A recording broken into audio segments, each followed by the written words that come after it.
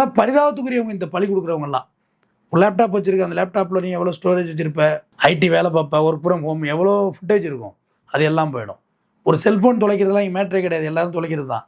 ஆனால் ஒரு செல்ஃபோனில் உள்ள கான்டாக்ட்ஸ் திருப்பி கிடைக்குமா? அது ஜிமெயிலில் வச்சுருந்தா கிடைக்கும். ஜிமெயிலில் இல்லாத நம்பர் எப்படி கிடைக்கும்? ஃபோட்டோஸ், உங்களோட குழந்தைங்க கூட அழகாக ஃபோட்டோ எடுத்து வச்சுருப்பேன், அதெல்லாம் மிஸ் ஆகிடும்.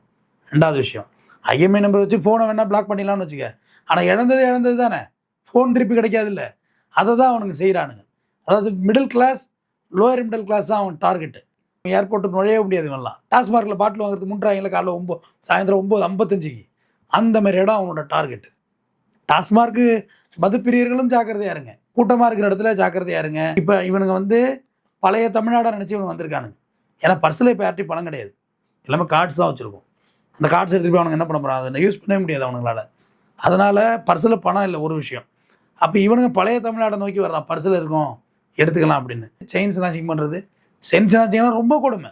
தர அன்றைக்கி ஒரு வீடியோவில் பார்க்குறது, தம்பி செயினை பிடிச்சிட்டான், செயினை அறுவலை குப்பாரக்கு விழுந்துட்டாங்க அந்த அம்மா.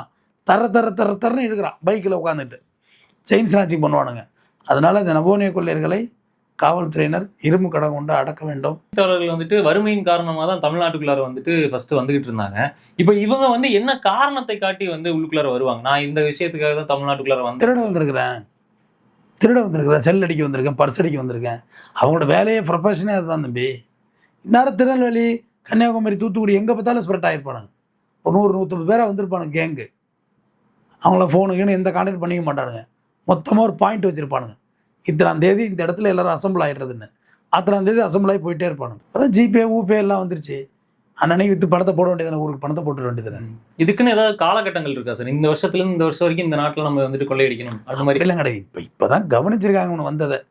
4 பேர் சிசிடிவி ரவுண்ட் பண்ணாங்கல்ல, போலீஸ் கவனித்து, அதை ரயில்வே கவனித்து அலர்ட் பண்ணுறாங்க. அது எல்லண்டோ கமிஷனரும் அதை வந்து கொஞ்சம் கேர்ஃபுல்லாக இருங்க, யாராவது பிடிக்கிற வரைக்கும். மெஜாரிட்டியாக பிடிச்சிட்டாங்கன்னா அப்புறம் ஒன்றும் பிரச்சனை இருக்காது அவங்களால.